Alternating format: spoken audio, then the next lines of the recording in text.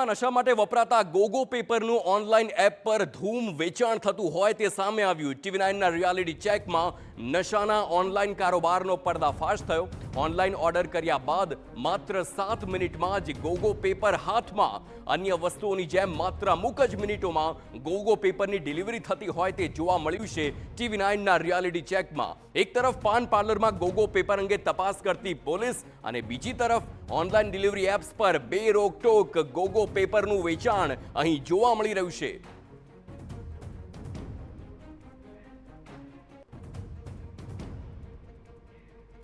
તો રિયાલિટી ચેકમાં જોયું કે ડિલિવરી બોય આવે છે, ગોગો પેપર આપે છે, પણ તે પ્રશ્ન નથી કરતો કે કેમ અને કોના માટે આ પેપર જોઈએ છે। એ નથી જોતો કે 15 વર્ષનો કિશોર આ ગોગો પેપર વાપરશે કે પછી 50 વર્ષનો વૃદ્ધ આ ગોગો પેપરનો ઉપયોગ કરશે। કેટલી ગંભીર બાબત છે કે ઓનલાઈન એપ્સ પર આ પ્રકારનું વેચાણ કરી રહી છે, જેથી વાલીઓને વધુ સાવચેતી રાખવાની જરૂર છે, કારણ કે તમારું બાળક પણ એક ક્લિકથી, માત્ર એક જ ક્લિકથી ગોગો પેપર મંગાવી શકે છે। એક તરફ પોલીસ ગોગો પેપર વેચનાર પાનના વેપારીઓને ઉઠક બેઠક કરાવી રહી છે અને બીજી તરફ ગોગો પેપરનું ઉત્પાદન બિંદાસ થઈ રહ્યું છે અને તેનું વેચાણ પણ બેરોકટોક અહીં ઓનલાઈન થતું હોય તે જોવા મળી રહ્યું છે।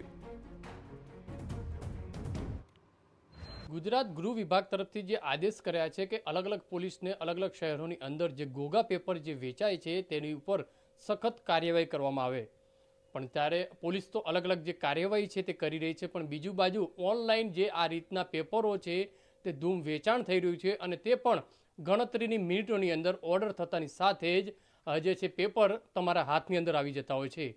TV9 દ્વારા એક રિયાલિટી ચેક જે કરવામાં આવી કે ઓનલાઈન અલગ અલગ સાઇટ ઉપર જે બે પેપરની જે પ્રોડક્ટ છે તે મંગાવવામાં આવી અને ગણતરીની મિનિટ એટલે કે 7 મિનિટની અંદર જ આખો ઓર્ડર જે છે તે ડિલિવરી થઈ જાય છે, જેનો લોકો છે તે દુરુપયોગ કરતા જોવા મળે છે।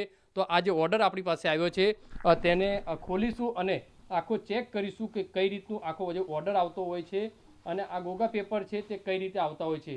જોઈ શકાય છે કે અલગ અલગ કંપનીના જે ગોગા પેપર છે તે લોકોને બરબાદ કરવા માટેનું એક સાધન જે કહી શકાય છે તે મળી રહ્યું છે।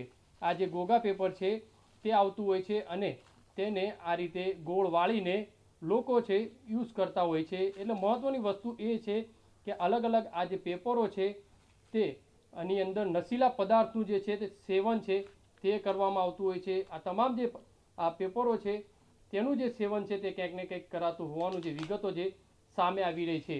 હવે જોવાનું રહ્યું કે પોલીસ દ્વારા કઈ રીતની કડકમાં કડક કાર્યવાહી છે તે કરવામાં આવે છે। આ તમામ જે પેપરો છે જે મળી આવતા હોય છે અને આ જે પેપરોની અંદર આ જે રીતે નશીલા ડ્રગ્સ છે અથવા તો ગાંજાનું જે સેવન છે તે યુવા વર્ગ છે તે કરતું હોય છે।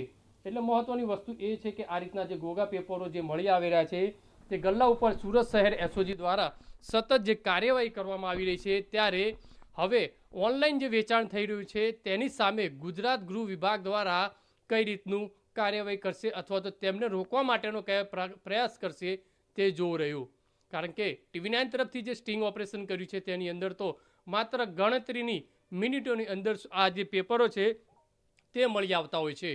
ગલ્લા ઉપર સ્થાનિક પોલીસ કાર્યવાહી કરતી હોય છે, ત્યારે હવે SOG પોલીસ દ્વારા અને ટેકનિકલની મદદના આધારે કઈ રીતની કાર્યવાહી કરવામાં આવશે તે જોવું રહ્યું। કેમેરામેન સંજય ચંડલ સાથે બલદેવ સુથાર, TV9 સુરત।